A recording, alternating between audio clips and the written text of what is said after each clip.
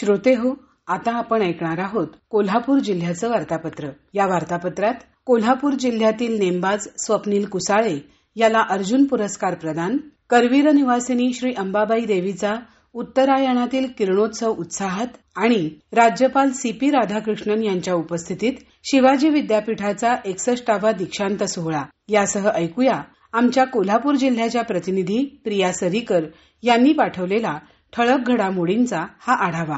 जानेवारी महिन्याच्या पहिल्याच आठवड्यात कोल्हापूरच्या शिरपेचात आणखी एक मानाचा तुरा रोवला गेला. कोल्हापूरचा नेमबाज स्वप्नील कुसाळे याला प्रतिष्ठेचा अर्जुन पुरस्कार जाहीर झाला. 17 जानेवारीला राष्ट्रपतींच्या हस्ते त्याचा सन्मान करण्यात आला. ही बाब कोल्हापूरकरांसाठी अभिमानास्पद ठरली. कोल्हापूर जिल्ह्याचे पालकमंत्री म्हणून सार्वजनिक आरोग्य आणि कुटुंब कल्याण मंत्री प्रकाश आंबेडकर यांची तर सहपालकमंत्री म्हणून माधुरी मिसाळ यांची निवड झाली. करवीर निवासिनी श्री अंबाबाई देवीचा उत्तरायणातील किरणोत्सव यंदा उत्साहात पार पडला.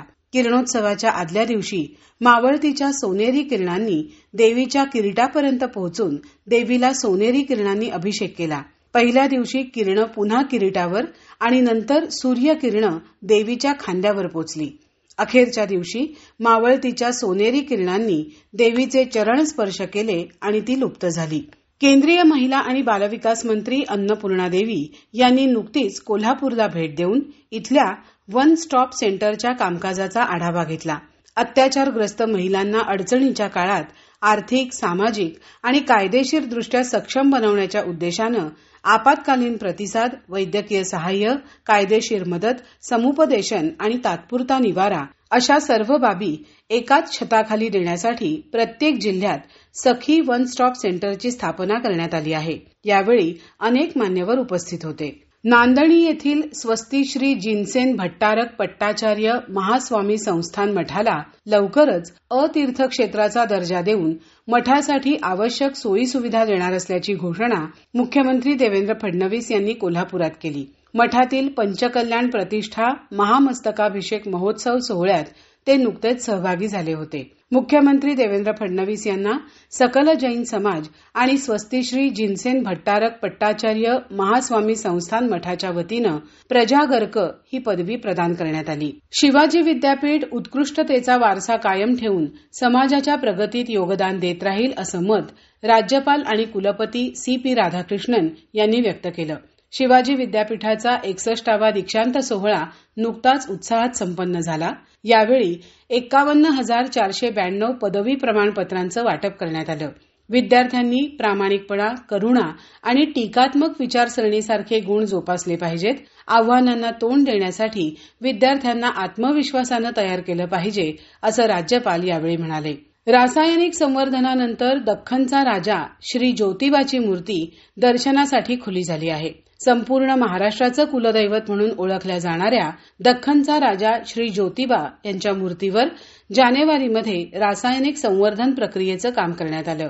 4 ते 5 दिवस मंदिरात मुख्य मूर्तीचं दर्शन बंद ठेवण्यात आलं होतं.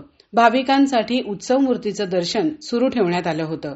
25 जानेवारी रोजी सकाळी ज्योतिबा देवाच्या मूर्तीची श्रींच्या मुख्य पुजाऱ्यांच्या हस्ते विधिवत प्राणप्रतिष्ठापना करून भाविकांसाठी मूळ मूर्तीचं दर्शन खुलं करण्यात आलं.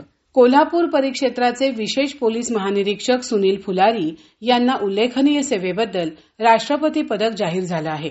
शासन सेवा बजावत असताना फुलारी यांनी विविध ठिकाणी उत्कृष्ट काम केलं आहे. गडचिरोली, चंद्रपूर आदी नक्षलवादी क्षेत्रात त्यांनी उत्कृष्ट कामगिरी केली आहे. भारतीय लोकशाही ही एकता आणि अखंडतेचं प्रतीक आहे.